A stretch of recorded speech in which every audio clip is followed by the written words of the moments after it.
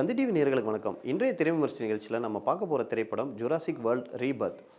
Carrot Edwards இயக்கத்துல scarlet Johnson முதன்மை கதாபாத்திரத்துல இந்த படத்துல நடிச்சிருக்காங்க. இந்த படத்தோட கதை என்னன்னு பார்ப்போம்.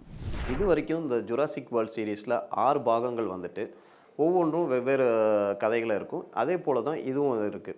ஆனா இந்த கதை வந்து ஏற்கனவே இங்கிலீஷ் படங்கள்ல நெறைய இதுல வந்து பழக்கப்பட்ட கதையா தான் இருக்கு. அதாவது ஒரு தீவுக்கு மருந்த தேடி போவாங்க. அங்க வித்தியாசமான ஜந்துக்கள் இருக்கும். அதுலேருந்து அவங்க எப்படி தப்பிச்சு வராங்க?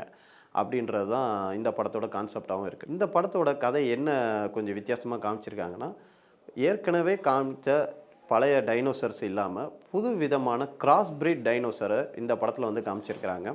அதாவது ஈக்குவடார்ன்ற ஒரு தீவுல ப இப்ப கதையின்படி 17 வருஷத்துக்கு முன்னாடி ஒரு ரிசர்ச் பண்றாங்க. அந்த ரிசர்ச்ல பிரீச் ஏற்பட்டுருது. அதனால அங்க இருக்க அந்த கிராஸ் பிரீட் டைனோசர்ஸ எல்லாருமே விட்டுட்டு, அந்த ரிசர்ச் ஒர்க்கர்ஸ் எல்லாம் தப்பிச்சு போயிடுறாங்க. இப்போ 17 வருஷத்துக்கு பிறகு டைனோசர் அந்த கால வெப்பநிலை காரணமாக அங்கே ஏற்கனவே பழைய படங்கள்ல வந்த மாரி டைனோசர் உலகம் ஃபுல்லா பரவி இருந்தது. கால வெப்ப காரணமாக டைனோசர்கள்லாம் இறந்து போயிருது. இப்போ இந்த ஒரு தீவுல மட்டும் தான் டைனோசர்ஸ் இருக்கு. கிட்டத்தட்ட 2 டசன் டைனோசர்ஸ்லாம் இருக்குன்றாங்க.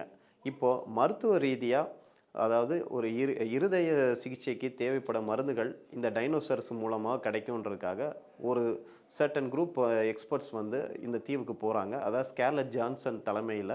அதேபோல இன்னொரு வந்து அப்பா, அவர் பொண்ணு, அப்புறம் அந்த பொண்ணோட பாய் ஃப்ரெண்டு, அப்புறம் அந்த பொண்ணோட தங்கச்சி இவங்க வந்து தற்செயலா அந்த தீவுல போய் மாட்டிக்கிறாங்க.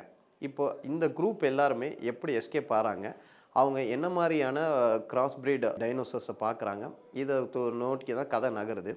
படத்தோட மைனஸ் பொதுவாவே டைனோசர்ஸ் படம்னாலே நெறைய டைனோசர்ஸ் வரணும், நம்மள மிரட்டணும் அப்படின்றது தான் ஜென்ரல் ஆடியன்ஸ் மற்றும் குழந்தைகள் விரும்புவாங்க. இந்த படம் ஸ்டார்ட்டிங்லேருந்து கொஞ்சம் ஸ்லோவா தான் நகர்றதுனால, இதுவே ஒரு படத்துக்கு ஒரு மைனஸா இருக்கு. ஒரு சர்டன் ஸ்டேஜ்க்கு அப்புறம் ஒரு 20 நிமிஷத்துக்கு அப்புறம் தான் இந்த படத்துல வந்து கதை வந்து சூடு பிடிக்குது. டைனோசர்ஸ் வருது. அதேபோல கடல்ல மோசோசாரஸ வந்து பல பாகங்கள வந்து சும்மா கேமியோ மாரி பெரிதளவுல யூஸ் பண்ணியிருக்க மாட்டாங்க. ஆனா இந்த படத்துல ஃபுல் ஃப்ளெட்ஜ்டாவே அத யூஸ் பண்ணியிருக்காய்ங்க. அதுதான் பயங்கரமா மிரட்டுது. அதேபோல அடுத்தடுத்த புது வகையான டைனோசர்ஸையும் நம்ம இந்த படத்துல பார்க்கலாம். இதுக்கப்புறம் அடுத்தடுத்த பாகங்களையும் இந்த மாரி புது வகையான டைனோசர்ஸ பார்க்கலாம்.